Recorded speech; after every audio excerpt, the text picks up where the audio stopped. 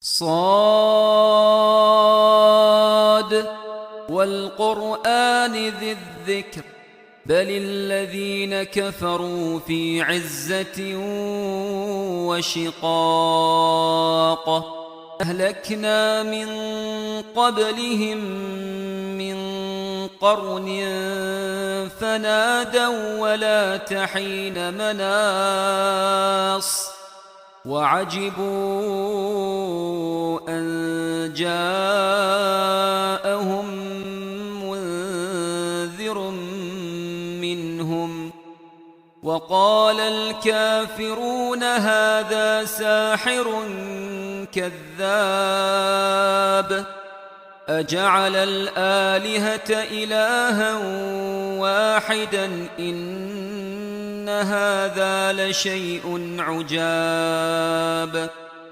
وانطلق الملأ منهم أن امشوا واصبروا على آلهتكم إن هذا لشيء يراد ما سمعنا بهذا في الملة الآخرة إن هذا إلا اختلاق أأنزل عليه الذكر من بيننا بل هم في شك من ذكري بل لما يذوقوا عذاب أم عندهم خزائن رحمة ربك العزيز الوهاب أم لهم ملك السماوات والأرض وما بينهما فليرتقوا في الأسباب جند ما هنالك مهزوم من الأحزاب كذبت قبلهم قوم نوح وعاد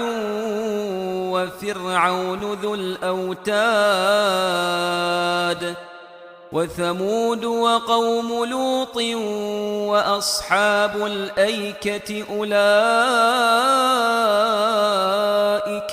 الأحزاب إن كل إلا كذب الرسل فحق عقاب وما ينظر هؤلاء إلا صيحة واحدة ما لها من فواق وقالوا ربنا عجل لنا قطنا قبل يوم الحساب اصبر على ما يقولون واذكر عبدنا داود ذا الأيد إنه أواب إنا سخرنا الجبال معه يسبحن بالعشي والإشراق والطير محشورة كل له أواب وشددنا ملكه وآتيناه الحكمة وفصل الخطاب وهل أتاك نبأ الخصم إذ تسوروا المحراب إذ دخلوا على داود ففزع منهم قالوا لا تخف خصمان بغى بعضنا على بعض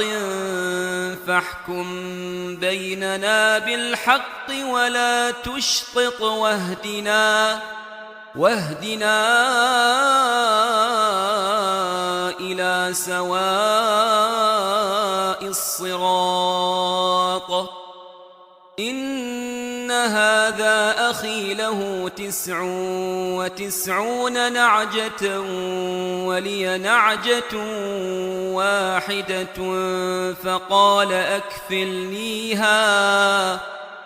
فقال أكفلنيها وعزني في الخطاب. قال لقد ظلمك بسؤال نعجتك إلى نعاجه وإن كثيرا من الخلطاء ليبغي بعضهم على بعض إلا الذين آمنوا وعملوا الصالحات وقليل ما هم. وظن داود أنما فتناه فاستغفر ربه وخر راكعا وأناب فغفرنا له ذلك وإن له عندنا لزلفى وحسن مآب.